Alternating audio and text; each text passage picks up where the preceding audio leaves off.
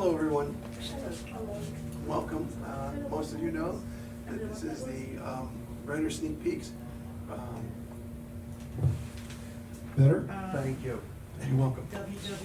This is Writer Sneak Peeks here at the Norwalk Library, and it's hosted by Connecticut Book Festivals. I'm Ray and myself, and the Connecticut Norwalk Public Library.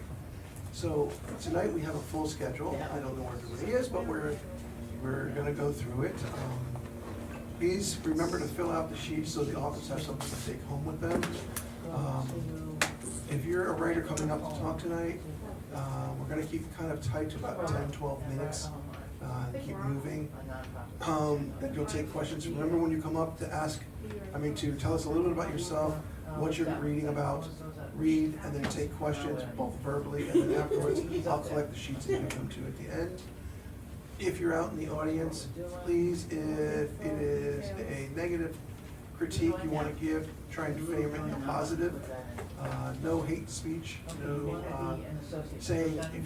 saying I love it and nothing else. That doesn't help the writer. No saying I hate it and nothing else. Okay? Give reasons why. If you're up here and you're presenting and you hear similar comments, 2, 3, 4 times, you may want to pay attention to that. If you hear a one-off and you disagree with it, could be just that person's opinion. Okay. Every opinion matters, but you don't have to accept it as something you need to change your work. One thing I always tell authors, okay, remember your writing is your voice. Okay, so somebody else critiquing you is fine for the general work, but don't change your voice. Okay, and I think we're going to get started. Any questions? It's so nice to be 6 o'clock and it's still light out. It's still light out. Fine. No, but the temperature went up about 100 degrees.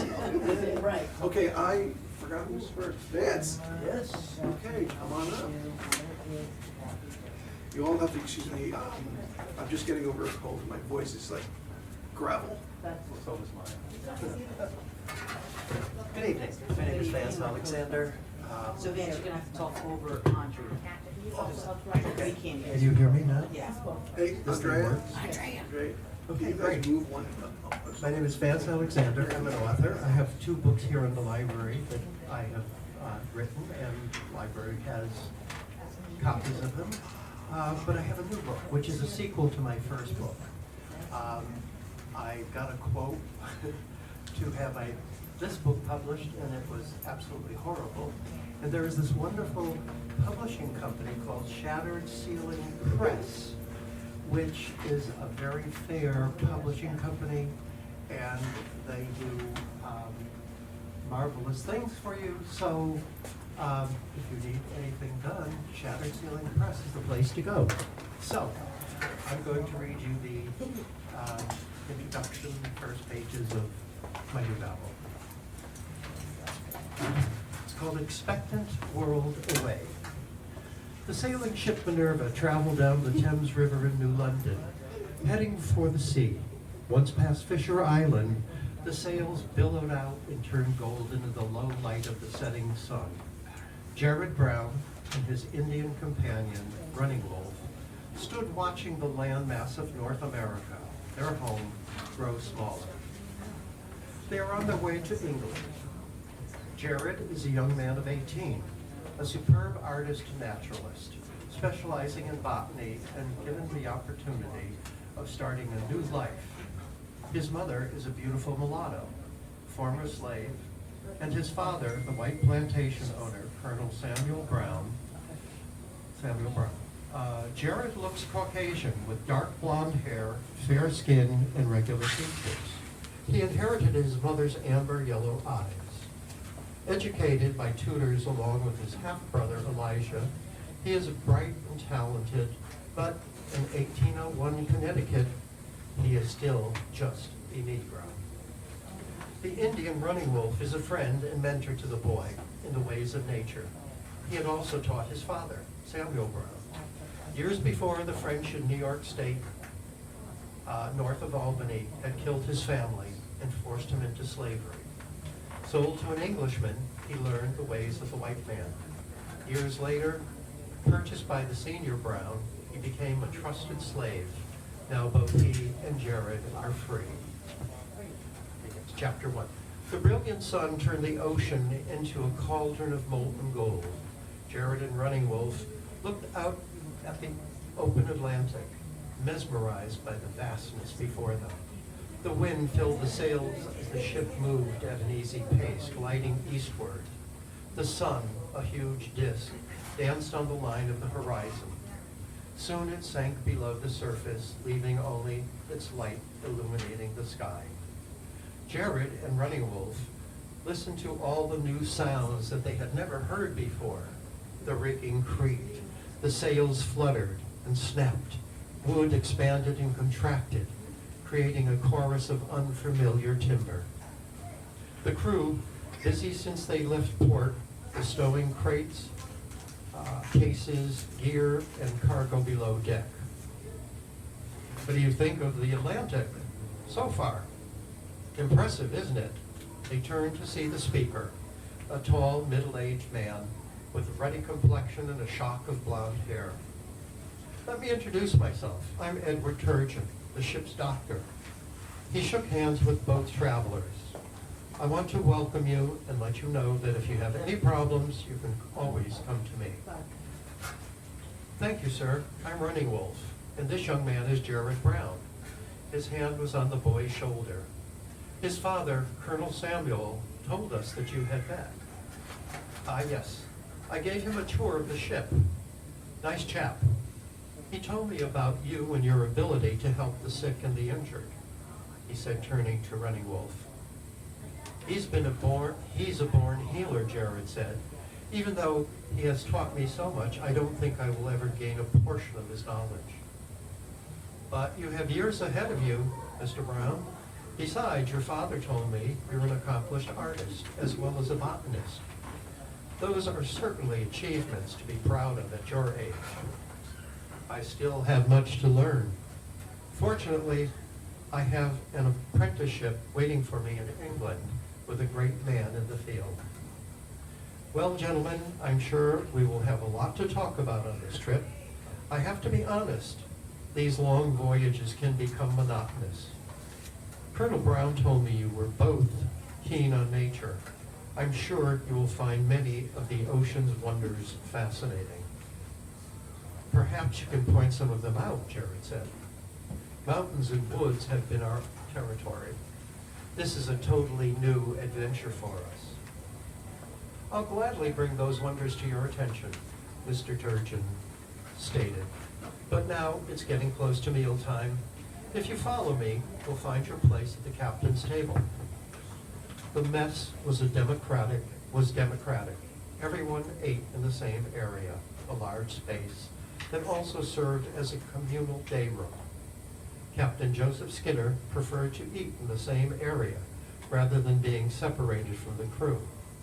His table was larger to accommodate the passengers. The captain had greeted Jared and Running Wolf and the 6 others making the crossing when they boarded, but his duties kept him busy until now. At the large rectangular table were 3 couples. The women were seated and the men stood. Mr. Turgeon, Running Wolf, and Jared, and another officer stood waiting as the captain spoke. Now that we are all assembled, I will take a moment to give you some rules we must all follow if this is to be a pleasant voyage for everyone. Gentlemen, when you secured passage, you were informed as to how I operate this ship. Most of you probably have visited other vessels to find one of the most suitable for the ladies. He nodded and smiled at the women. Most of the ships are deplorable, have cramped quarters, and are filthy.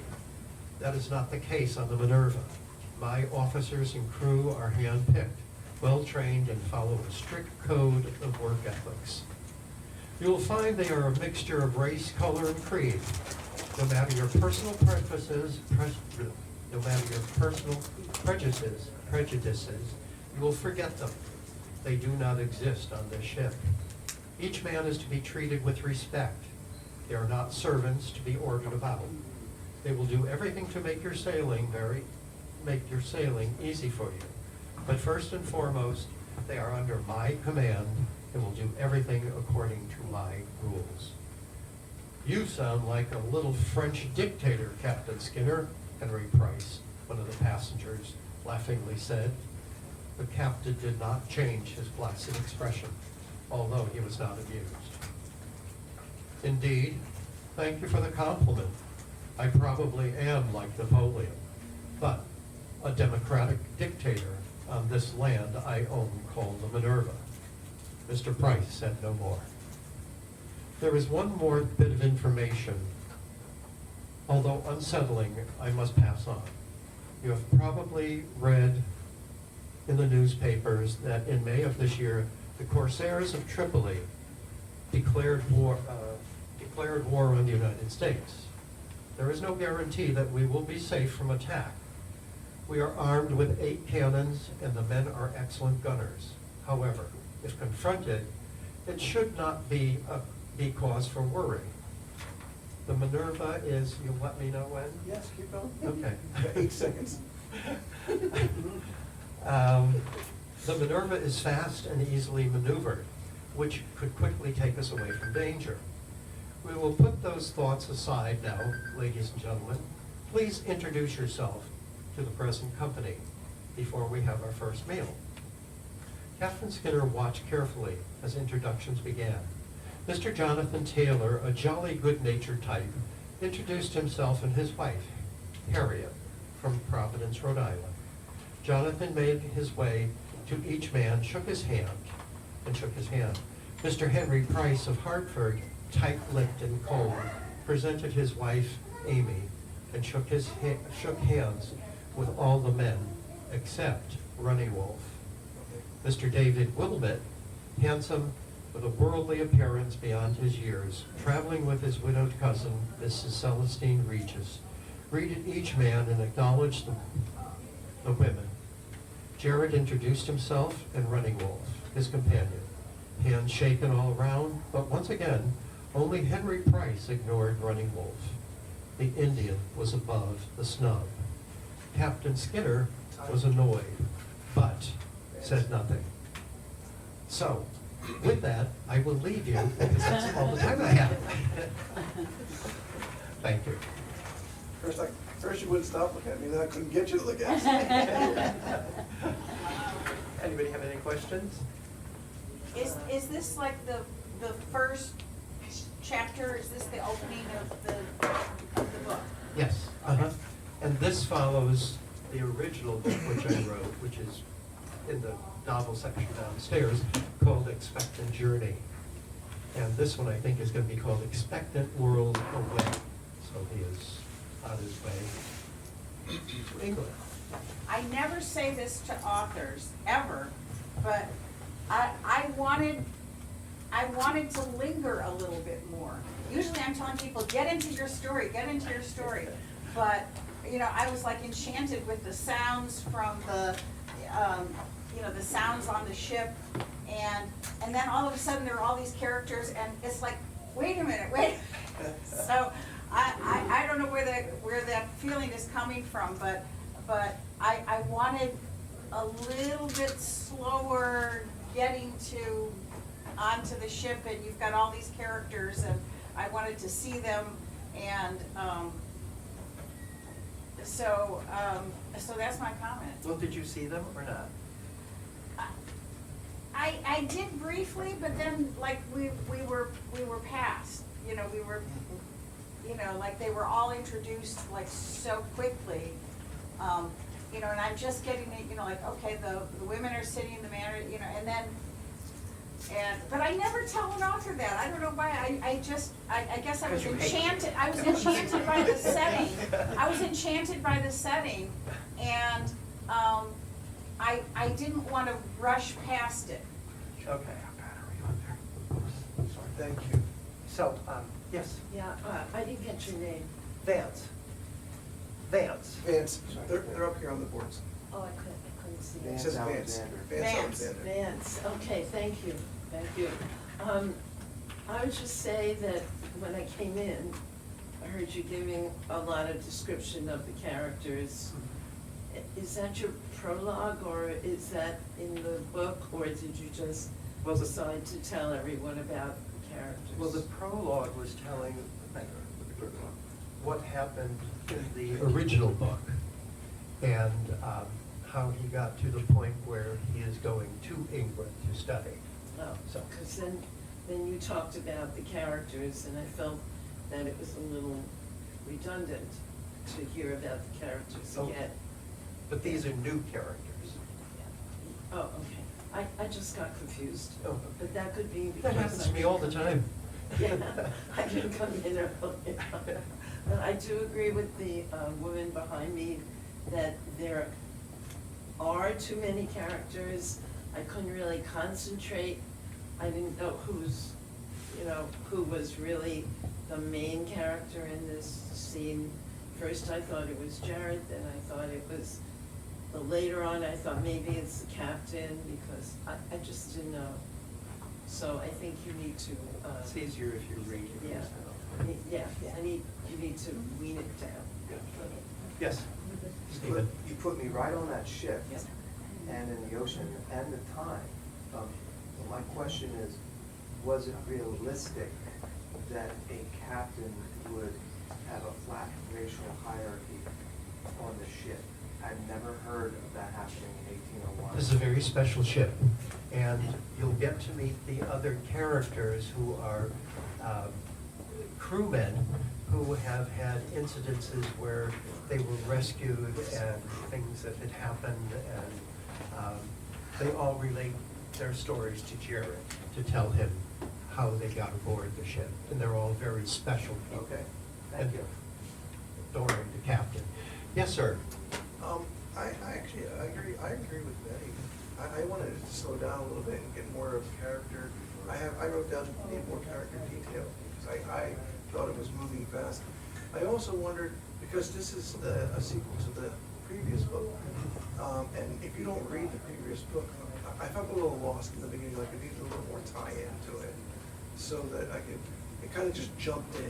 And even though, and I agree with everybody else, you could be right on the ship, okay, but it was almost, for me at times, like I was on a cruise ship with too many people, with not enough detail. So it was hard. I agree with Barbara a little bit. It was a little hard to find out which characters were going on where. But I mean, in general, I like the premise. I like the whole idea of the story.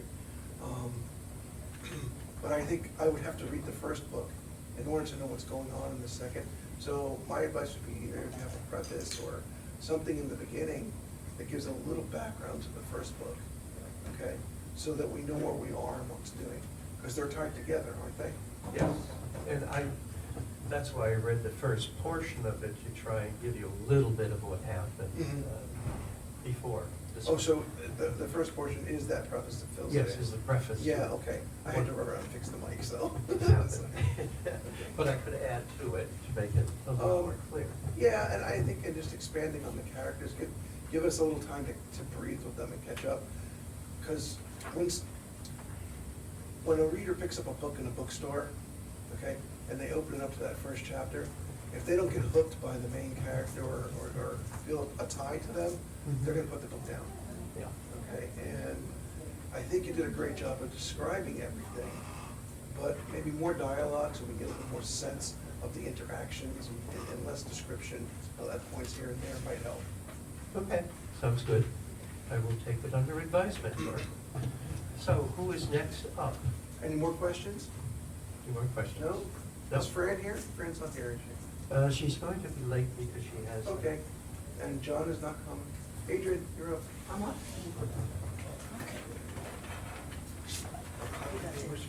Okay, my name is Adrienne Reedy, and I am not a published author yet. But I am working on, I'm still not sure if it's just going to be a memoir or I'm just capturing stories of my life, and this is one of them. And that's all I really think I need to say about it. This is called More Than Just Singing. I love singing, loved it with the unadulterated joy of a 9-year-old who hadn't yet learned about stage fright or perfect pitch. So when Miss Abraham, my elementary school music teacher, asked me to stand in front of the class and lead America the Beautiful, just me, all by myself, I simply did it. No fanfare, no nerves, just the pure act of making music. I thought it was helping her with her lesson. Turns out it was the start of an audition for the ride of my life, even though I didn't know my destiny was being called forth. I had no idea what a district choir even was. All I knew was that I had made it. And the crisp official letter with my name on it made me feel incredibly special. My friend, with her raspy gospel voice, had tried out too, but she hadn't gotten in. I felt a pang of sympathy for her, even amidst my excitement. Then came her older sister. She was several years older, already out of high school, and when she found out about my inclusion in the special choir and her sister's disappointment, she cornered me. "Let me hear you sing something," she said, her arms crossed, feigning sweetness that felt anything but. I sang a few lines, probably America the Beautiful. She listened, then scoffed. "Her voice is much better than yours, and they picked you?" she announced, a sneer twisting her lips. It was a cutting remark for someone so much older, designed to wound. But oddly, instead of feeling hurt, a strange understanding dawned on me. She wasn't just being mean, she was jealous. A wave of pity, far too grown up for a kid who just made the district choir, washed over me. Willingboro was made up of several distinct neighborhoods, each supporting its own elementary school. My home was in Millbrook Park, but there was also Pennypacker, Somerset, Buckingham, Hawthorne, Twin Hills, Country Club, and the various Garfield parks. Fortunately, district choir rehearsals were held after school at my elementary school, saving me the hassle of finding a ride. Mom and Dad both worked. So on Tuesday, my friend Brian Gibbons and I simply walked to the cafeteria for our first rehearsal, eventually joined by kids streaming in from all over town. There were about 35 to 40 of us, about 3 or 4 from each school. There were no expectations that first day, but over the next few weeks, we were put in small groups to figure out which section each singer was in. We were introduced to the director, whose name was Mr. Chester Cable.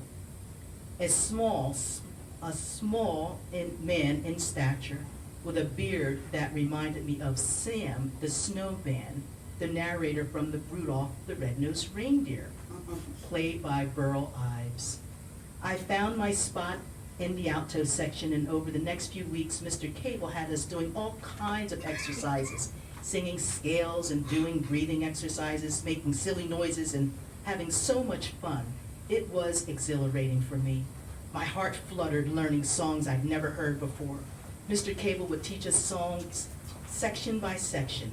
Most of the time, he would start with the sopranos, then the altos, and then the tenors were last. The children worked extremely hard. There were never any shenanigans. We followed directions well, and everyone was so into making good music. I'll never forget the first time he directed all the voices to come in together. The harmonies were electrifying. Our faces lit up with joy. We accomplished something special, and we all knew it. It felt so grown up and professional to be a part of a choir that could produce that kind of sound. I made a new friend named Sharon, an African-American girl who lived in Twin Hills. There were only 3 girls of color in the choir. We managed to look for each other every week. Essentially, we looked out for each other. Even though we didn't get to sit next to each other during our rehearsals, it was nice having them there, an acknowledgement that added a level of comfort. Not that there was discomfort. It was something that, as a minority, you took note of. As we continued working on our material, preparing for a very important concert, Mr. Cable shared the details that we would be going to New York City to sing at Carnegie Hall. I could hardly wait because we would be there Saturday and Sunday. In particular, there was a rhythmically difficult jazz song that we worked on called It's a Raggy Waltz by composer, jazz pianist Dave Brubeck. After we learned that song, whenever Mr. Cable played it, he would have us stand up and do a little shuffle to get the feel of the music. I can still see the sheet music in my mind we used for the song. It was a copy from the original handwritten notation from Dave Brubeck himself. As our concert date grew closer, Mom took me shopping for a nice black pleated skirt, and I found the coolest white top. It had puffy long sleeves, a wide collar, and a V-neck with a thin gold chain to tie it up instead of a lace or ribbon. It was really nice. Our last rehearsal before the concert, Miss Abraham and a few parents helped us with the logistics. We were more than ready for our performance with our music committed to memory. We only prepared like 3 or 4 songs, but I don't remember the names of any of the other ones. Our dress rehearsal trip to New York finally arrived. Never having been to New York City, I had to be at the school very early to catch the bus. Mom packed a nice lunch with snacks and a drink for me. I sat with my friend Sharon. Even though it was super early, excitement chatter filled the bus. We laughed, we sang, just had a good, clean time. When we arrived at the concert hall, I remember the beautiful chandeliers, fancy red carpets, and velvet plush seats. The stage looked so high up off the floor, I couldn't imagine how we'd get there. Musicians were everywhere, and there was an adult choir. People looked so elegant in their black gowns and tuxedos, the energy in the hall felt like it could charge a rocket into space. We were ushered backstage until it was our time to grace the stage. Everything was well organized.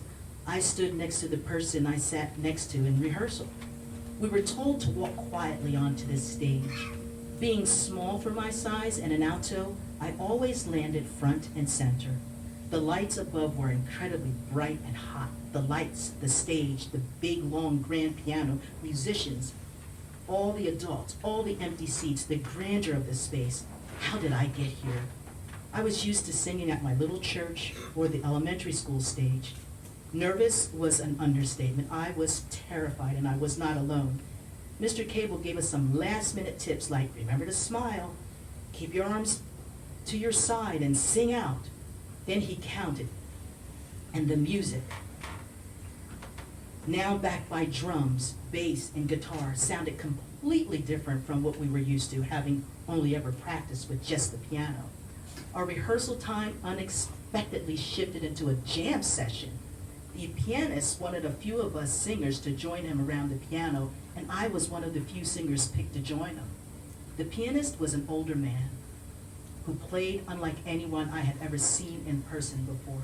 He was so cool, and the way he counted the music and the way the musicians talked amongst themselves was a language unto itself. Ba, cha, cha, da, da, da.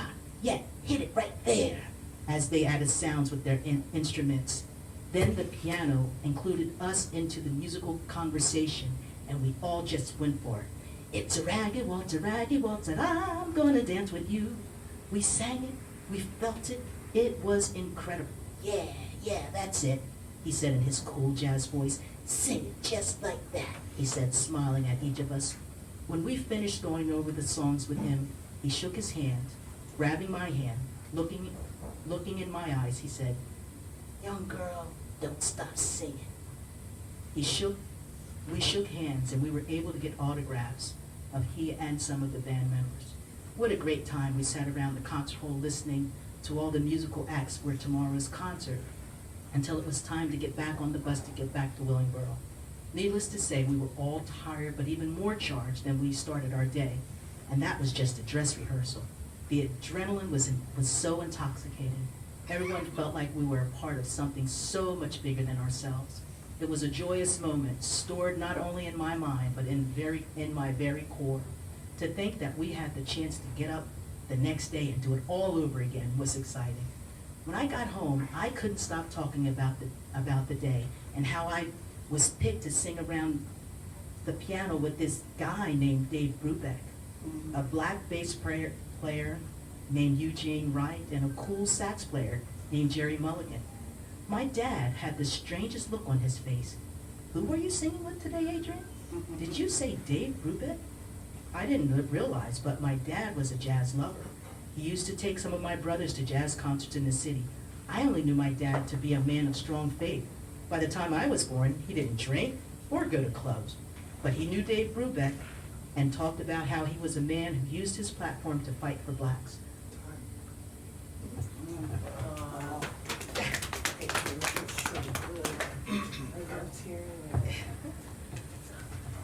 Comments, questions? I'll just go because I read that story, and you reading it out loud was like a whole new experience for me. So if you ever do publish it, do an audiobook, because it was absolutely wonderful. All I can say is, it sounds even better in person, and I didn't see anything that changed. You really worked on this story. Thank you. In the back? Yeah, Nicole, go ahead. Hi there, Adrian, right? Yes, Was it Adrienne? correct. Just checking, there are two versions that I know of. Yeah. I'm really impressed, I love like all the choir descriptions. I used to do choir when I was younger. In fact, I did it when I was back in college. Yeah. It was really a fun experience. I loved like how supportive the environment was. You really seemed to capture that really well. I also like that big performance. I had a question though. Yeah. How did you come about like writing this particular scene? Like what inspired it? What inspired it is because I have been really trying to find my voice, and part of finding my voice has also been, I am a singer, I'm a professional singer, but I just had to, I'm just kind of like in this new stage or new phase in my life with writing as an author, trying to capture the stories that really mean something to me. And so I have a story about Dave Brubeck, I have a story about Tony Bennett, and I have a story about Al Jarreau. Individual artists that I've met that have really inspired me. And so, yeah, I wanted to capture that joy of the kid, the 9-year-old kid, because it's part of who I am today. Is this a fiction or nonfiction? Because it got kind of hard to tell. This is real. Just checking. This is real. 'Cause it This seemed really like- happened. Yeah, it sounded really realistic, but at the same time, though, there's also realistic writing that actually does revolve around fiction. Yeah, no, but this is part of my, I don't know if it's gonna be a memoir. I'm trying to figure out, like, I want to capture stories that also have to do with being African-American woman and, you know, capturing some of these stories. Always important. Thank you. Of course, I know you so well, being your husband. Is there a way that you could, knowing your story, you met him 50 years later? It's all part of, in the story, I just In didn't there, get, it's okay. in here, I just didn't get to finish the rest of it. All right. Adrian, I love the way you phrase things and your cadence through it and stuff like that. It kind of just carries you along with the story, and then you bring us up, and then I got worried when the music started playing, you know, so you brought me through a lot of emotions. I really liked it. And it's funny because I heard you read last month when we were here, and these are all like just snapshots, life experiences, and I can, you know, you deciding how you want to put them together or something like that. And I just a book of stories like that, and the title came to me, More Than Drifting Through Life. Oh. Okay, and because it's more Yeah. than just drifting through life. I liked your experience with your sister, and and the introspect of it, and the whole thing, even at 9, how you were able to do that. That was my friend's sister. Oh, it was That your friend's my- sister? My Oh. best friend, my Oh, best okay, I friend's sister misunderstood did that. okay. Okay. Yeah. Still, I liked the relationship, the way that whole thing went and played out, and instead of attacking her back, you realized she was Yeah. jealous. I mean, at 9 years old, that's a pretty good thing to see. I loved it, I thought it was great. Thank you. And just like the last one you did last time. Thank you. I mean, Thank So, you. you're welcome. else? Okay. Okay. Is John here? I don't think John's. Good evening. I'm Fred Elliott. The piece I'm going to read, I wrote a couple of years ago. I wrote this a couple of years ago, and it was published in my college's literary magazine. The name of the piece is Recompense. The boy was born almost 40 months ago, his parents' first child. The glee of this new arrival was palpable, even to the woman in the waiting room. She was thrilled when she heard the news that a son had been born, happy for his parents and grandparents. Later that day, the woman would hold the newborn, her eyes sparkling, her smile memorable. After 10 minutes, she gave the boy back to his mother, stood up gingerly, and shuffled out of the room, still happy, displaying some tenseness as she walked. One could tell that something wasn't right with her. In the months that followed, the boy's first Halloween, Thanksgiving, Christmas, and New Year's were occasions the woman would be with the boy. Her reflexes declining, she held the boy while he was prone upon a pillow on her lap. The effervescent smile and sparkle in her eyes were ignited when the boy appeared. The tenseness would reappear when he left. Rarely did he cry or whine. He would visit the woman every few weeks, and the expression on his face when he saw her indicated a budding fondness. There was no question of her love for him. The woman and the boy were on divergent paths. As the boy aged, his words became sentences and then paragraphs, while the woman's speech took the opposite course. The boy went from crawling to standing to walking, even ascending stairs. The woman relied on a stair lift and then a wheelchair, while the boy pranced around her. His joyful presence always infused the woman with energy. The woman's aide beckoned to the husband. "Come, she don't look good." One glance, he knew. His now weeping heart, grieving these past few years, quickly shattered. He sat beside her, embraced the lifeless and chilling body, and sighed. Alone, empty, distressed. Comforted only in knowing that the woman passed as she so desired, at home, peacefully. The husband slowly rose to spend moments with their son. The stoic man shed tears when hugging the son. The priest arrived shortly thereafter, and the three of them said prayers over the woman, whose sheets had been made wet by the son's tears. In the days that followed, the husband attempted to mask his loneliness, his hurt, his emptiness, by trying to carry on with his daily routines and tasks. His heart remained in pieces. 2 weeks after the boy's third Christmas, the husband visited him. He wondered if the boy knew of the woman's passing, or even if he could understand what that meant. Those thoughts vanished when the husband joined the boy. Over the next few hours, the innocence, the purity, the gleeful happiness of the boy was infectious. When the husband left, he was grateful to have been with the boy, to be in a space that was oblivious to death, where only love and happiness, curiosity and joy reigned. The husband's heart was mending. The periods of glumness were lessening. 4 weeks to the day of the woman's passing, the boy now had a brother, a baby brother. The husband held this newborn while the boy danced around them.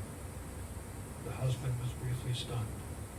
From lifeless to new life, from emptiness to hope, from a barren wilderness to a sense of purpose. Recompense, surrounded by the woman's everlasting love.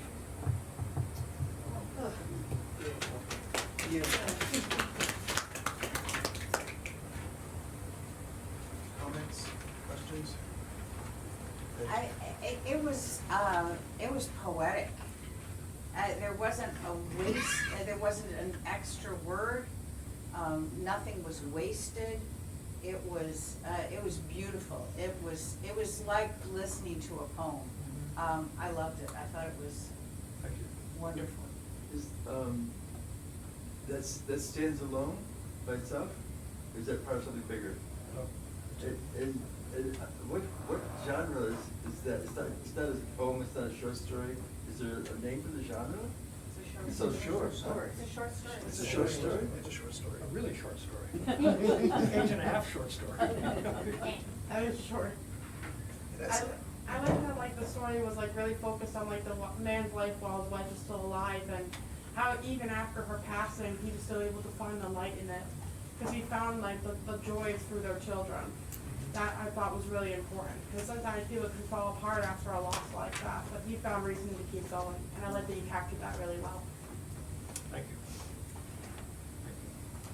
you. Is it autobiographical? That's an unfair question, but you know the answer to that. Yeah, it's all true, it's all true. I think you packed a lot into a very small space. Yes, It yes. was, I mean, but it's like, I agree that it's done so well. Just the dualness of the whole thing, you know, right from beginning to end. You could just feel both happening at the same time. Thank you. Good evening. My name is Steve Reedy. I'm Adrian Reedy's husband. This is my first time here. I brought tonight one of my social media posts, so it's meant to be a standalone. It's nonfiction.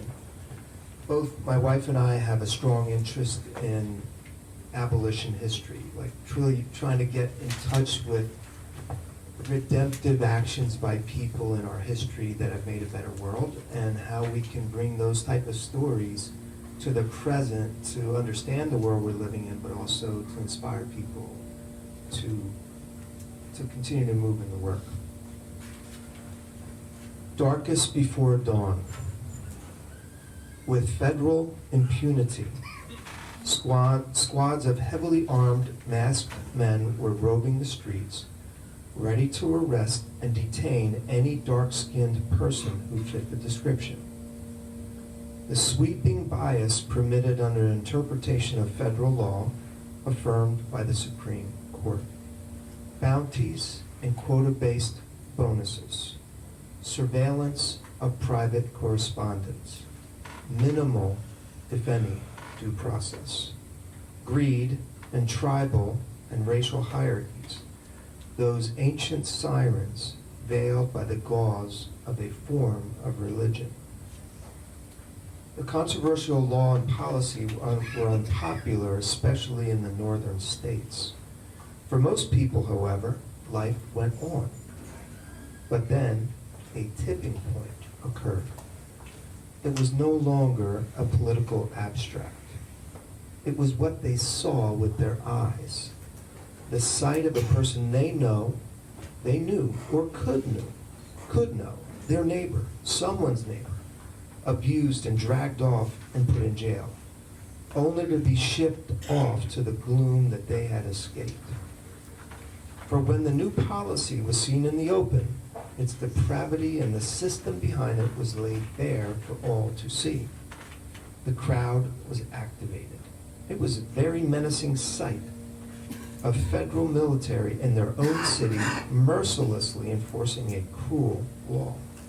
It was the return of a powerless, stateless, paperless, and futureless man to doom that did it.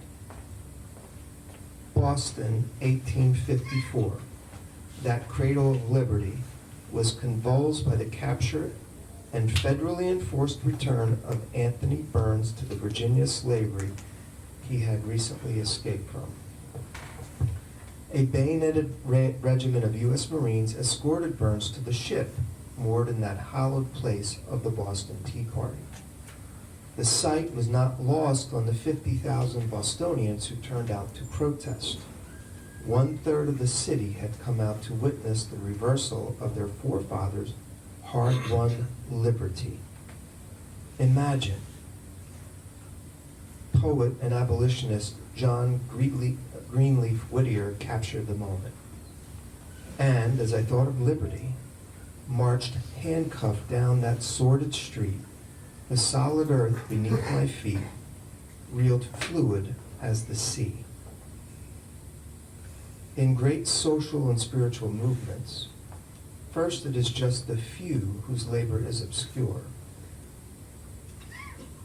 The prophet types, like Richard Dana, the lawyer who took on the case, who struggle at first to get the attention of the powerful.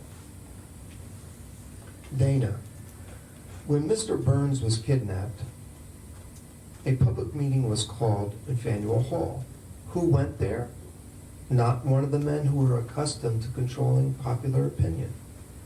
But then a visible, visceral event activates the people who sense their own self-interest is somehow tied up in the marginalized and how they're being treated. The leaders, already well-positioned, emerge to lead an organic movement for social change. A portion of the powerful will then come along and support.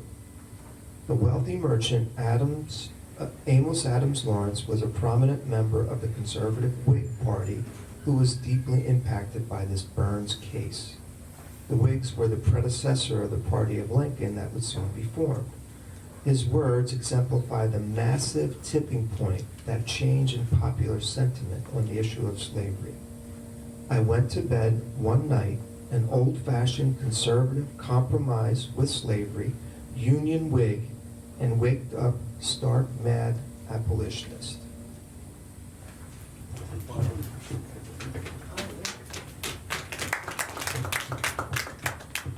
Questions, comments? I like the, the obvious echoes of the past in the present. Yeah. And the way you open it, it could be now, but it is When what I'm- has happened before and is still with us. When I'm writing on social media, you can instantly turn people off that you're actually trying to reach with a penetrating message. So this way it allows them to enter into the story a little differently. Hopefully, that's what I Yeah. hope would happen. Yeah. It's funny, because I wrote down I wanted to jump in, okay? In the So, crowd. Yes. I know, I wanted to jump in and free him, you know? And I wrote down, what I really liked about it is, as much as I didn't want to watch what was happening, I wanted to watch what happened and jumped in. So that whole penetrating of the story and stuff caught me, and I really wanted to get into it. Cool. Thank you. Just one more, I also like the, putting right in there that there are abstract things you can think about, but then you see something with your own eyes and what difference that makes. You know, when it's right in front of you, no longer are you just thinking or debating with your friends, it's right there to see. Becomes so real. We live in a world of abstractions. I'm a very, very abstract guy. It's good for me to see things in person, good for me to meet people, good for me to be here tonight. It's better than social media. Any more comments, questions? Back. Hi, you said this was your first one? Yes, it was. Well, I would not have known that, because you did a very powerful piece of writing. Because I feel like as much as we try to ignore the past, the fact is the past is what defined our nation. It defined a lot of races for a very long time, and now even today, even though people are doing better or trying harder to be more accepting and just seeing the best in everybody, because I personally don't see the color, I just see people. But other people are not like that. Some of the prejudices and biases are just ingrained in their own flesh and blood for so long, it's hard for them to break that. And I like how the story kind of addresses that. How like a man's struggle for like to be free, to find a home and acceptance I feel like it was really captured very well in that post. Thank you so much. We had the additional benefit in some of our abolition history travels to go up to the places where that movement was most prominent. Boston, where I picked up a book about this event in a bookstore, a used book for $2. It was an amazing book. And then we took a trip to upstate New York and then all the way to St. Catharines, Ontario, where Anthony Burns is actually buried. He had to leave the country during the Civil War, or before the Civil War, because for obvious reasons. Thank you. Thank you. Okay, hi, my name is Barbara Arachu, and I know Adrienne very well. We're in the same group, Greenwich Penn Women. She is the president of that organization, very too humble to tell you. And I am in the same letters group, and this passage I'm going to read to you comes from my unpublished book, Who is Jennifer Taylor? I wrote and published a book, If I Could Be Like Jennifer Taylor, and republished it again in 2023, and it just got the Silver Award from Reader's Favorite. I wrote this sequel because after the line editor told me that he had given it to his daughter, she said, "Is there another book? I want more." So I thought, well, I'll write this sequel. I had this sequel critiqued by the letters group. So the book is about basically two girls who are very opposites. Jennifer Taylor is a very, very perfect kind of human being. She wants to be an Olympic gymnast. And the other one is Carolyn Samuels, who is someone who doesn't feel she looks good or does anything as good as Jennifer. Jennifer has a terrible problem, which we find out at the end of the book, is that she has an eating disorder because she can't stay thin enough to be a gymnast. And so at the end of the book, I guess I could tell, I don't want to tell you, but there's a very happy ending at the end of the book, and Carolyn and Jennifer become friends, so that's all you need to know. And I'm going to start here. I did 2 perfect somersaults and a double twist in the air, bouncing off the balance beam to stick the landing. As I stood there with my arms still in the air, I glanced over to the bleachers. Carolyn didn't make it, but there was Brad with his phone aimed at me. I smiled at him as my coach came over to congratulate me. "This is the best you've done all year, Jen, and I think with a little more practice, you will be ready for next week's competition." He hugged me and I hugged him back. It had been a long way to this day, and we both knew it. This got me thinking about last year and where I had been in my head around this time. It was fall, and I had been practicing all summer, except for a few weeks when Mom made me leave and go to Florida. When I got home, all I could think about was getting back to practice, and of course that didn't happen. In fact, she had all these dinners planned for us to go to, and really, if it weren't for Carolyn, I probably would not have gotten through the first part of school. She did my homework for me, and that's when I saw she was not who I thought she was. What Carolyn did for me last year can't be told in one sentence. She really probably saved my life and helped me to have a better relationship with Brad. I wondered where she could be now. She said she'd be here to see me practice. "Jen!" I heard a familiar scream as I walked toward the bench. I meant to be here, I really did, but cheerleading practice went off forever, and so I'm here too late. Oh, I did see you on the balance beam, though. Brad sent the feed, and I was watching it as I was running from the field. Carolyn ran up and hugged me. I'm all sweaty from practice, I told her. I am too. Carolyn's face was all red. I don't mind. I'm so happy for you, and I just couldn't contain myself. Carolyn laughed, and I laughed too. We both looked up at the bleachers as we heard male laughter. You girls cracked me up. Last year, all you did was bicker and moan about each other, and now you're hugging. Weren't you around when we made up? I did tell you about this when Carolyn tried out for cheerleading practice. And did you forget how she filled in for me at homecoming? I mean, didn't you say you had a good time with her that night? Don't you remember? Brad smiled and said, sure I do. I was just kidding around with you guys. I couldn't get up to the bleachers to smack him, but I raised my fist in the air, and Brad just smiled back. He was so goofy sometimes. You know, Jen, what Brad said reminded me of how I used to feel about you right around this time last year.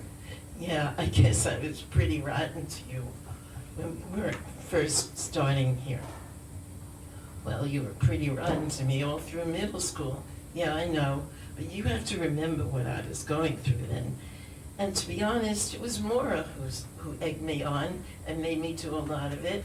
I wanted to stop, but she kept telling me how much fun it was to see you when I sneaked up on you. Actually, I wondered how you did that. Well, Maura would scout out where you were and then text me so that I'd know and I could find you. Then it was easy. Diabolical, that's what you two are together. We both laughed. That's where we were this year. So how is practice? Where's Maura? She said she'd come too.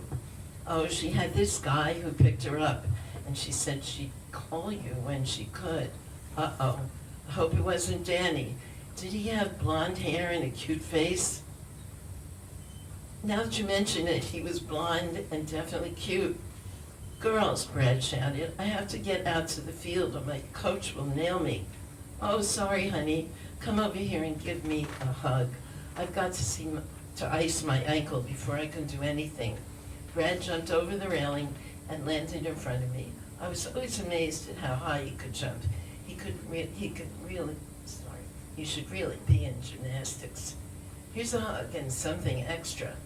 He put his arms around me, gave me a kiss on the lips, and ran his tongue over his own lips. You're wearing that yummy lip gloss again. He hurried toward the door of the gym. I'll call you after practice. Maybe we'll do something tonight, and definitely wear that lip gloss. You guys are so cute together, Carolyn said. Yeah, he's a great guy, and he puts up with a lot for me. Oh, you're not too bad once someone gets to know you, although now that I do know you, I'm not so sure I'd want your life. We both laughed at this one, because last year she really wanted to be just like me. Jen, here's your ice, and you need to keep it on for at least 10 minutes. My coach came over with the ice pack and a towel, and he made me put up my ankles so he could wrap the ice around it. You don't have to stick around for this if you have something else to do. I looked over at Carolyn. No, Jen, I don't have to be home until late. It's dinner with my dad tonight, and you know what that means. Yeah, either take out or go to a restaurant. Is he picking you up? Yeah, but it's going to be around 5:30. What time is it now? We both looked up at the gym clock. It's 5 now, so stay here and we'll talk some more. Sure. Hey, we never got a chance to talk about cheerleading camp. How was it?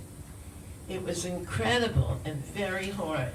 Each day they asked us to do things I never thought I could do in a million years, and yet I did them. I mean, my tumbling is just excellent now. Carolyn ran over to the mat nearby and did 3 excellent somersaults in a row. Wow, you really did learn up there. How was everything else? Well, there were no guys up there. And anyway, you know I'm still with John. Yeah, I know, because he and Brad kept pestering me about you. Seriously, John came up to me on the street and asked about you. Then Brad would ask about you because John had pestered him. Didn't you guys talk at all? That's what I'm Thank you. Questions or comments?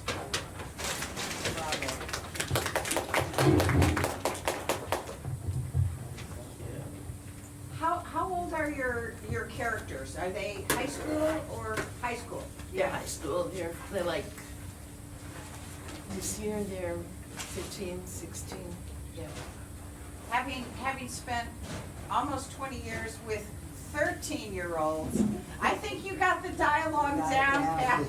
It was completely authentic. I mean, I recognize that, and I like how a lot of the story is carried through the dialogue, because when you're with, you know, kids that age, it's talk, talk, talk, talk, talk, talk, talk, talk, talk, and, you know, a lot of the little expressions, you know, he's gonna nail us if we don't do that. Yeah, they sounded completely authentic to me.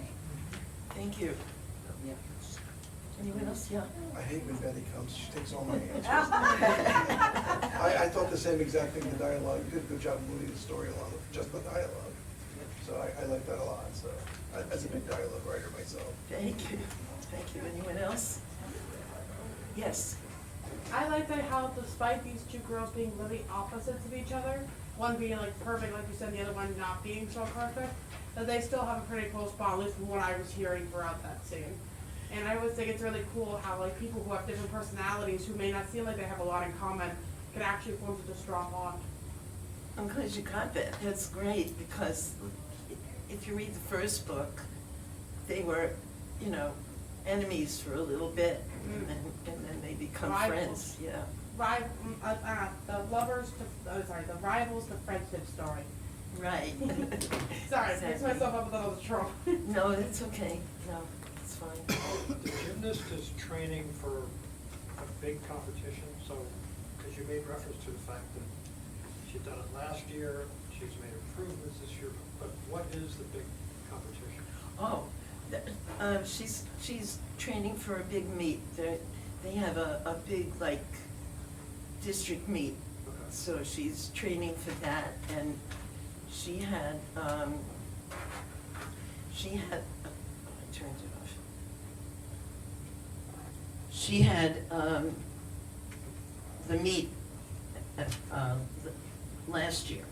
And what happened was, it was right around this time, and she was supposed to go to the meet. But what happened is, because she had such a bad eating disorder, she practically was like at fainting stage when she got up on the balance beam. And so she fell off the balance beam and couldn't continue her routine. And then what happened was she twisted and broke her ankle, well, strained her ankle, sprained her ankle. And then that night was supposed to be the next coming night was supposed to be homecoming dance. And so she couldn't go. So she was in a wheelchair, so Carolyn went with her boyfriend. So it's very complicated. It's in the first book. Thank you, Barbara. You're welcome. I'm Betty Bono, and I have 4 books published. 2 of them are novels, and they're part of a series, and they are about a group of senior citizens who have gained the ability to travel in time, and they go into the past to solve mysteries. So the people that get a special power are not teenagers all the time, they are seniors in my books. And in the first book, they go back to Civil War era New York City to look for a missing photographic portrait of Abraham Lincoln done by Matthew Brady, the Civil War photographer. And in the second one, they go to the 1930s and they look at some of the pro-fascist groups that rallied at Madison Square Garden in New York City, complete with flags that had swastikas on them. And I'm working on the third book, but in the series. But I also have 2 books of short stories. And what I'm going to read is a short story. It's not in my books. It's for somewhere down the line I'll do another book of short stories, I hope. And this is called Hansel. What had really happened so long ago? A decade had passed already and he had adapted to his new life He was in high school now, had friends. He played baseball on a team with some of the boys from his new school. His team was sponsored by the Pizza Palace on Central Avenue, and the players all wore identical t-shirts with the Pizza Palace logo on the front. It showed a crowned figure holding a pizza pie in one hand and a scepter in the other. All the teams in the league were sponsored by local businesses, so you got what you got when it came to t-shirts. Majority opinion was that the luckiest guys were the ones sponsored by Auto Charger, because their logo featured a black stallion racing alongside a crimson hot rod. There was also agreement on the idea that the team sponsored by Scrub Zone had the worst shirts, ones that featured a sudsy bucket and a mop. Henry was content with his Pizza Palace shirt. For some reason, the shirts provided by restaurant sponsors felt right to him. The Champion Chicken and Downtown Deli shirts were cool, and he loved the Bayville Bakery shirts. Their logo depicted a bakery window filled with cakes, pies, and cookies. There was something that appealed to him about that, pulled a smile from him. Sometimes on a day like today, he might hang out with a couple of his friends after practice. They'd walk up the hill a ways and lie in the grass and watch the clouds floating by in the blue sky. From the top of the hill, you could look down to where the interstate snaked along the valley floor. Henry didn't know why it was, but when he looked at the highway off in the distance like that, he always found himself searching, scanning the vehicles that moved along on their journeys, possible to be seen, but too far away to be heard. On hot summer days, every now and then, he might find himself alone on that hill after his teammates had biked off to do this or that, or had climbed into their parents' SUVs for an afternoon spent on errands. When he was alone, he could almost remember what had happened so long ago. The family he lived with had told him what he should remember, told him it was right that he had been taken and saved, told him they had been right, told him he was Henry and no longer Hernando, and it was pointless to look back when here he was, one of the fortunate ones, one who had been given a chance, saved, rescued. Rescued from what, he wondered. He had only dreams of those early years, dreams, not memories, visions, not facts. Oddly, he thought of that long ago time as one of sweetness, of sugar and cake, or a piece of fruit. He had been with, who was it? His mother? No. His mother's mother, his abuela. It was when he was Hernando, not Henry, and abuela told him stories and sang to him. It was in a village, in a cottage. When they had to go on the long journey, they had to leave their cottage, leave the sunlight streaming in the window, but still, there had been sweetness, even as he walked, even as he was swept up in someone's arms when he was too tired to walk. Sometimes, every few months at first, but less and less over the years, he would try to explain his memory of the cottage of sugar and cake, the sweetness of abuela, the sun's rays like golden arrows entering the cottage window, even the journey being carried in someone's arms, someone who held him and sang. The family he was with now told him none of it was true. It wasn't like in his visions. It wasn't sugar and cake, a piece of fruit. It was like the story in the picture book. They showed him the book. Abuela was like the old woman. There were many like her, people with children, children they would harm, children they would bake in the oven and turn into gingerbread. So he wasn't Hernando, he was Hansel, or Henry.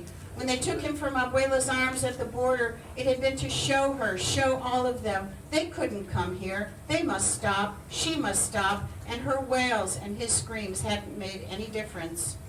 It was like the picture books they showed him. The book about a little girl with golden hair eating porridge in the house of the 3 bears. And the little engine that could, pulling up a whole circus train up the hill. And the book, they told him, was his story, Hansel. Hansel, who had been kept in a cottage of sugar and cake, kept prisoner by a witch who was wicked and cruel. He had been Hansel, now he was Henry, nevermore Hernando. The witch had to be punished. She and all like her had to be taught. She could nevermore keep him, nevermore find him. He wondered sometimes about the part of the story when the witch had been pushed into the oven. Who had really done it? He knew it wasn't him. He had been too small. It had all been explained, but he still had these visions. Witches in ovens, hot as the hellfire the pastor talked about. The children like him, were rescued. To be rescued, you must first pass from the heat of the sun into the coldness of the cages, the concrete, the chain link fence. There had been so many children brought to the cages. Some nights, wrapped in their silver blankets, they had cried in terror. He had cried. Where was Abuela? Where had they taken her? There were so many children here. And then there was a bus. They had been held in the silver cage, wrapped in silver blankets, then taken to a silver bus. How many days did they ride? He didn't know. When he arrived, the family he lived with told him he was Henry, showed him the picture books, told him Abuela was really the Wicked Witch, told him the silver cage with the silver blankets was better than being put in the oven and turned into gingerbread. Don't worry, she won't find you. There aren't any records. It was never written on paper. No one made a list. No one tapped on computer keys. You can't be tracked. There's nothing to remember. History isn't needed. You didn't know your own name. You were so young. Your name is Henry. You are here now. You play baseball.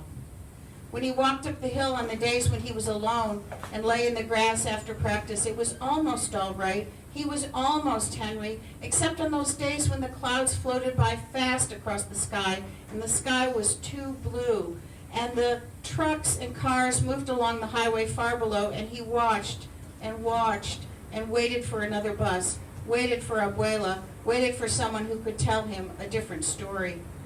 Maybe when it came, it would be like the shirts given to the team sponsored by Autocharger, but racing the stallion, faster than the stallion, would be a bus, a gold one this time, with a golden arrow on its side, and the bus would carry Abuela, and she would see him and stop and take his hand and lead him back to the cottage of sugar and cake.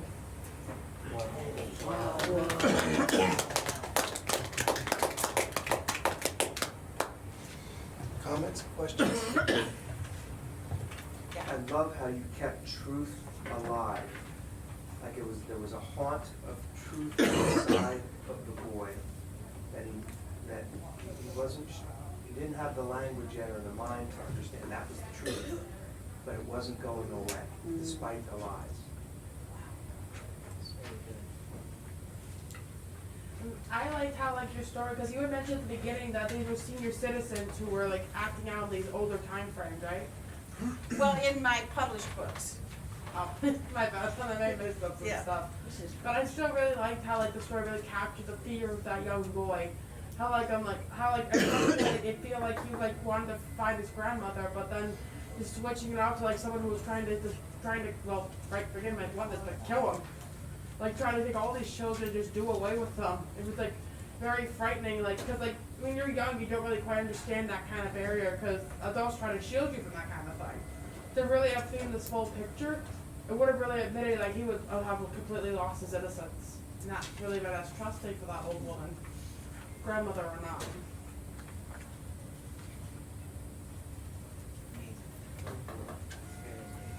First, I like the way you tied the story back together at the end with the t-shirts and everything. I think that was really brilliant, because everybody could relate right back to that. And the bus was golden this time. And so that gave the hope and the shimmer of light. And throughout the story, the lie was so heavy and so strong, okay? But I just wanted to scream, and, it just no, don't listen, don't listen. And then you tied in all the fairy tales, but you gave them all a dark vision too, which was wonderful, and how this whole thing, I wanted to hear Henry fight back at the end. Okay, I did. I wanted to hear him, come through the lie. So. Yeah, I wrote this, I don't know if it's clear, but I wrote this in the first Trump administration. Oh, that's very When good. children The were cages. separated. Absolutely, the cages. And they were sent off to foster homes, Yeah. to who knows where, and no records were kept. And even now, there are hundreds of children. Right. I think Jacob Soboroff wrote a book. Yes. There are hundreds of children now where there are no records of where they are, who they're with. Deliberately separated as a way to, I really I loved your beginning. I really got into it right away. I love that whole thing about the t-shirts. So funny. And then I realized as you were telling the story that you were showing the abuses of immigration officials and how they've lied to people in so many ways. And it's such a great way to show all this abuse through a child's perspective, through a child's viewpoint, and Henry having those flashbacks of childhood when he was thinking maybe it wasn't so bad after all. Maybe they're not telling the truth. And I really love this story. I love the Thank you. ending. I think it's great, and you should get this published somewhere soon. I've got about 20 or 30 stories, so It's at some really, point really good. I'll get another Very book good. put Thank you. together. Very Thank good. you. Yes, thank you. Nicole? Hi, everybody. My name is Nicole Bagala. This is my first time I'm here, and I'm very excited to be sharing something from I've been writing. I've been in the process of writing a book. I mean, there have been several books I've been trying to write, but every time I get far along in one, my brain just jumps to a different idea because I've been working on something for so long. But recently, I've circled back to a piece I started back in October, and I've added more to it. In fact, I've made up to like the 19 chapters, and that's like 128 pages. Good for you. Thank you. And I figured for the first time I'm sharing tonight, I want to share the beginning of my first chapter. It's going to be about like teenagers, so be warned there will be some profanity. Slow down. Oh, You sorry. don't have to rush. Slow down. Sorry. Anyway, I hope you enjoy this little piece of writing. I'm not gonna stop, that's who I am. I'll give it all I got, that is my plan. Everyone stared, mesmerized, as the king of Riddleton High's social scene and party host, 17-year-old Corey Ethan Longwood, stood at his coffee table, belting out the words to the nostalgic karaoke track of Bet On It. At first glance, you'd never guess he was the son of a high-profile prosecutor and the mayor of Riddleton. Although, with how large his family's home was, combined with all the expensive items hanging from the walls and decorating the tables, a good example being the blue-green Tiffany lamp with dragonfly-style stained glass shades he came dangerously close to vibrating off its table whenever he jumped, maybe you could guess.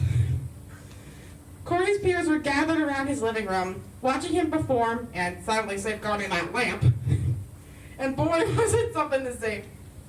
Strands of Corey's short, shaggy flowing brown blonde hair swayed from side to side as he danced, his muscular figure popping in his tight, long-sleeved royal blue t-shirt, tempered dark khaki pants, and gray and white knit sneakers. His pecs were practically popping out of that shirt, but no one was complaining, not even his rivals. And in the flashing lights from people's phones, Corey's hypnotic green eyes shone like emeralds, drawing in the crowd and refusing to let go. And where was I, you may ask? I stood at the back of the room. Correction, I wasn't even in the same room as Corey and the crowd. While everyone else squished inside our host's concert hall-like living room, I was hiding in the Ethan Longwood's extravagant-looking kitchen, watching Corey's performance by the remains of the granite countertop buffet. I tried to focus on the makeshift show, but my eyes kept wandering to Corey's female guests, and I couldn't help comparing myself to them. They were all seniors who wore eye-popping jewelry, hair so big I'd kill myself wearing them, and stunning clothes that showed off a lot of skin. In fact, it seemed like every girl around him was wearing visually aesthetic makeup that complemented their skin-tight dresses, which all looked like they had just arrived from some fancy French boutique. Meanwhile, here I was, a junior who arrived 2 hours late, wearing a baggy light blue sweatshirt that made me look like I was going moonwalking.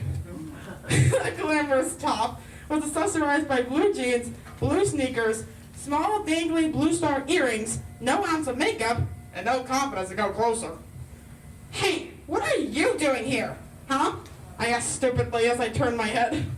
A bitchy-looking girl I didn't recognize stood before me, looking at me the way you'd look at a dying flower in an otherwise thriving garden. Even her perfume was arrogant. It radiated a sharp lotus scent mixed with a shit ton of money. This It's a senior party, and you look nothing like one. She'd agree without missing a beat. What were you thinking, huh? Coming to a rich, popular guy's house dressed like a homeless has-been.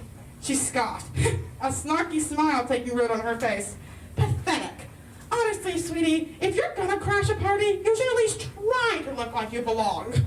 I felt my cheeks burn bright red, wishing I could melt them to the floor and disappear. But before I could respond, a familiar Riddleton senior wearing a black leather jacket appeared behind the bitchy girl. She was invited, dipshit! Your snobby, out-of-town ass wasn't! The bitchy girl let out a short, startled shriek, then turned to face my 5'11", 6-foot knight in shiny black leather, who stood with his arms crossed, wearing a disapproving look on his face. Hey, watch your mouth! My dad's a state legislator. He can make your life a living hell! The bitchy girl rebutted as she puffed out her chest, trying to look intimidating. Unfortunately for the party crasher, her opponent wasn't easily fazed. A big reason Corey assigned him as party bouncer. Honey, your dad could be the president of the United States for all I care. You're still not a Riddletonner, so you have no place at my best friend's party, the bouncer stated, his eyes narrowing as he got right in the bitchy girl's face. And I'll gladly make your life a living hell if you don't apologize to Quinn right now. You wouldn't dare! Try me, sweetheart. I could use a little excitement. The bouncer glanced behind her at the buffet, a particular bowl catching his eye. That tuna salad looks awfully lonely. Why don't you face it head on? Ah! The baby girl gasped in horror, getting what he was implying. However, seeing no other way out, she stuttered an apology to me before the bouncer hooked her elbow and promptly escorted her out. I silently followed them to the door in the foyer, holding it open so the bouncer could show the bitchy girl to her car without taking his hands off her. When the latter returned, I shut the door. You all right? The bouncer asked in a kind tone. Yeah, I'm fine. Thanks for the help, Luce. The party bouncer was Lucien Luce Rook, the party host Tough as Nails' best friend. The two were very close, but also very different. Corey was the town's golden boy, but also an active partier who rebelled against the labels his dads tried to force on him. Luce, on the other hand, rebelled against most of society. His personal style, a mix between goth and bad boy biker. With his dyed black hair, sterling silver stud earrings, matching rings on both hands, black clothes, and black eyeshadow outlined eyes, Luce fit the goth image perfectly. But with his silver and black motorcycle, favorite black leather jacket, thick, dark leather bracelets on each wrist, and black boots, Luce had a strong biker vibe going too. He smiled warmly at me. No prob, Flem. I'm just glad you could make it. A certain someone was worried you weren't gonna show. I pressed my hands above my stomach, making my bosom slightly more visible from my sweatshirt. Yeah, well, I'm starting to think I shouldn't have come, I admitted. I wish he had told me there was a dress code. I stood out like a sore thumb compared to your classmates. Luce scoffed and rolled his eyes. Please, those tramps dress like that no matter the occasion. Whether it's a house party or a night on the town, they always wear the same fashionable straitjackets, hoping to get some before the night's over. It's desperate and pathetic. You, on the other hand, he trailed off, smiling. I like that you wore comfy clothes to a party like this. It's refreshing. So don't feel intimidated and wear whatever you want. Hell, I've made a reputation out of it. I chuckled. Oh yeah, that same black attire and leather jacket has everyone running. To the fashion police, that is. Screw you, Luce said through a laugh. And that's where I'm gonna leave you. Wow. Wow, good job. There was some hard. Very charming and fun. Even her perfume was arrogant. I'm sorry, gotta take that one with me. The dialogue was so good for me to hear. I thought I was sitting at a high school play, or a play about high schoolers. Like, this is really good playwriting stuff. Thank Really you. good, yeah. Anyone else have other comments? Yes. There was one line I really liked, okay? The dying flower in the flourishing garden. Yeah. That was Yeah, I really love good. that. That was one of your best lines. But I like the other one-liners that you had in there too. Like what? I can't remember, that one just stands out to me at this point. You know, and it was, I agree, it was fun, it was cheering to hear and stuff like that, and let's see where it goes. I Yeah. love how you enjoyed, I you love- enjoyed reading it, you're having fun with What's it. the point of doing the work if you can't enjoy it? Right. Yes? I just love the dialogue, it was so real. I got so into it, I felt like I was at that party, you know, and I was that girl that was dressed wrong, you know. Yeah, that was the main character, Quinn Fleming. That's why Luce called her Flem. It's an abbreviation of her last name that he likes to call her by. Okay, she was just incredible, and I did love that line because, that was so, the way you just, you know, The dying flower line? yeah, the dying flower one, I love that, yeah. Was there If any you other- read- If you read my books, you see, I enjoy that kind of put down just them. Yeah, there's always, I feel like, has to be some powerful description. It really helps capture the scene better. And it It's- really makes the dialogue kind of hit the punch right there. I loved it, I loved your So one of my characters. favorite lines, oh wait, hang on, I'll tell you in a minute. Yes? When and if you publish this book, it has to be on audio, and you have to be Yes. the one Yes. who reads Yeah, it. you have to read it. Your enthusiasm was Yes. wonderful in your Yeah. delivery. I'm glad to hear that.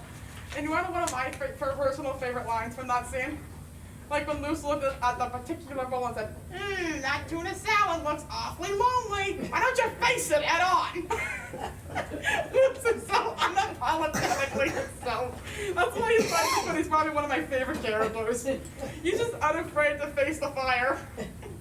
Oh my god, I love him so much. Any other comments? No, I think you should make this a play, or even a TV pilot. Well, actually, I was hoping that, this would probably start off as a series, but I would be open to making this like a TV show or something.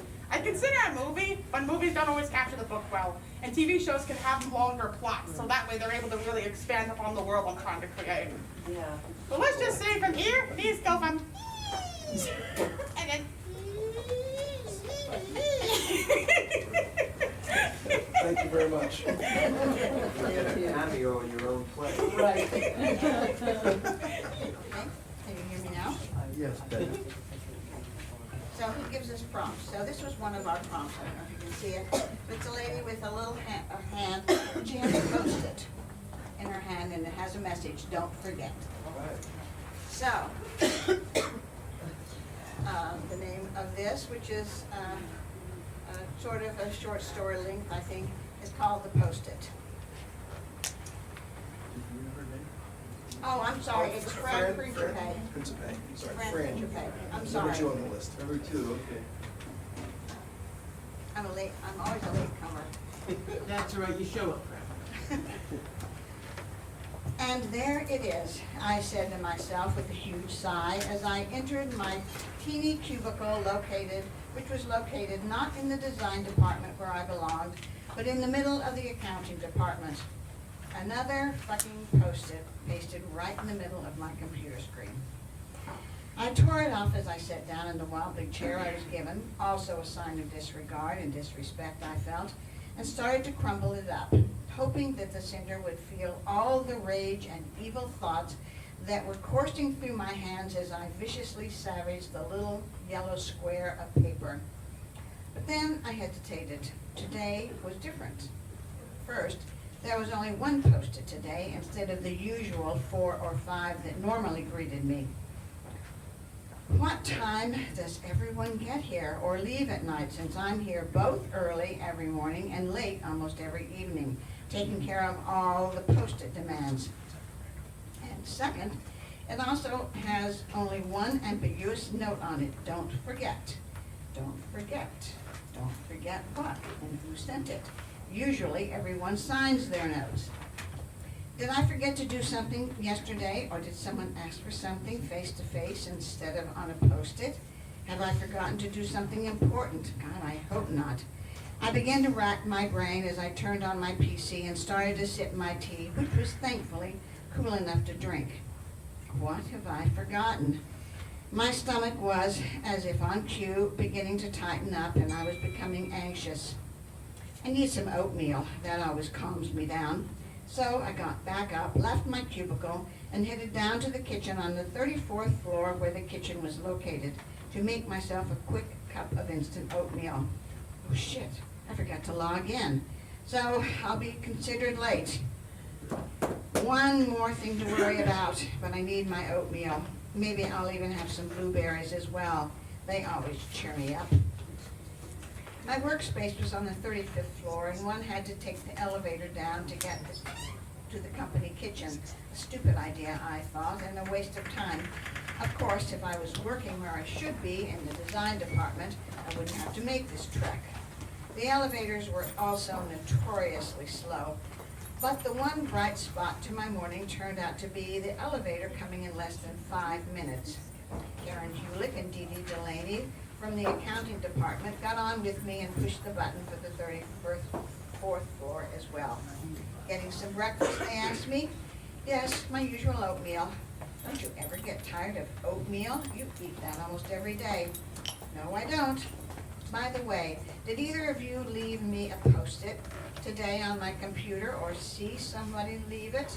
No, sorry.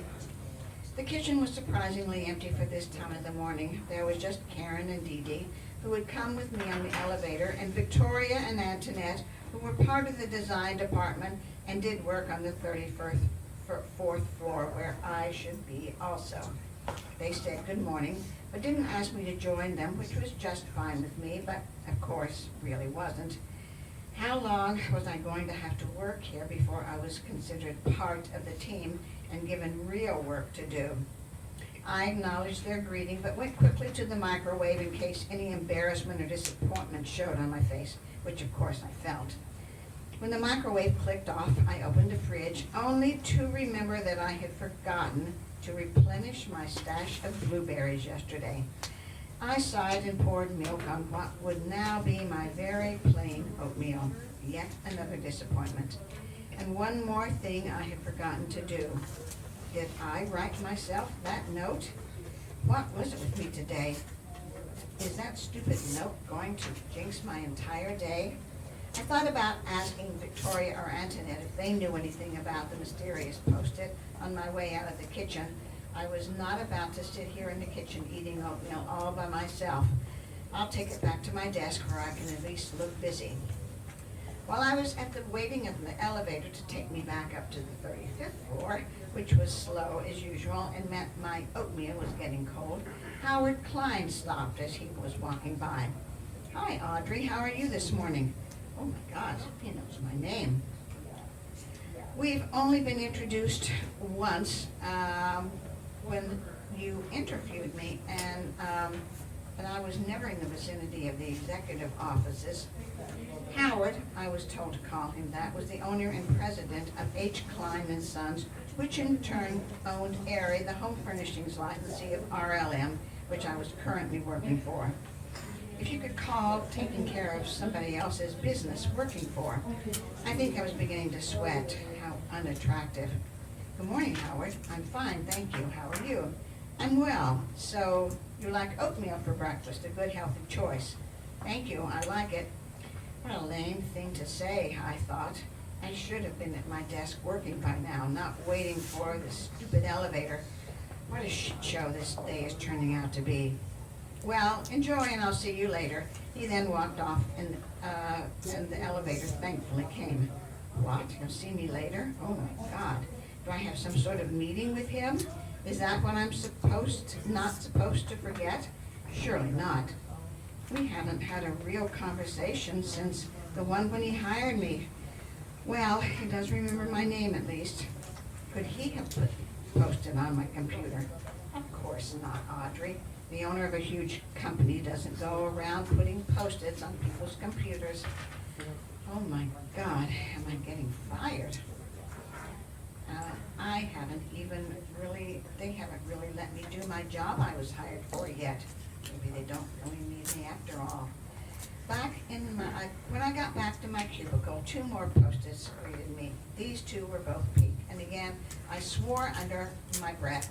I didn't even read them. I just slapped them down on my desk so that I could continue the obsessive rant I had begun in my head after speaking to Howard.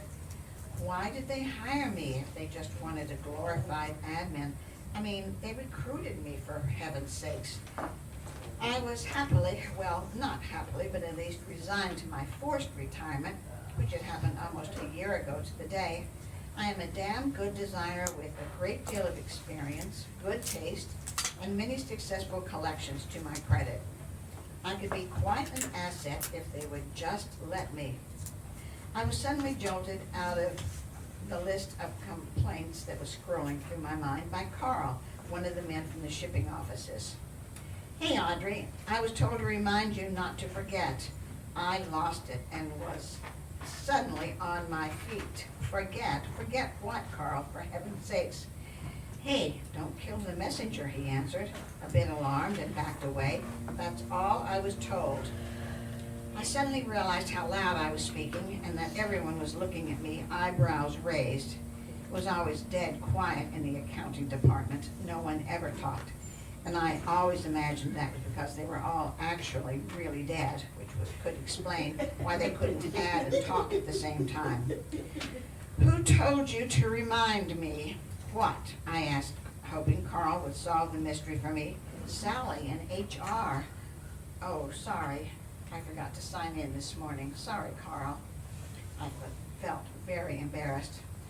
I also had to say sorry to all the disapproving faces around me who had sprung magically back to life and then sat down. Of course, as I predicted, my oatmeal was cold by now, so I dumped it out with a loud plop into my garbage can. At least I can still have some tea, which was also cold by now, but somehow still comforting. And so I began my day and the work that I was actually responsible for, boring as it was. That means stop.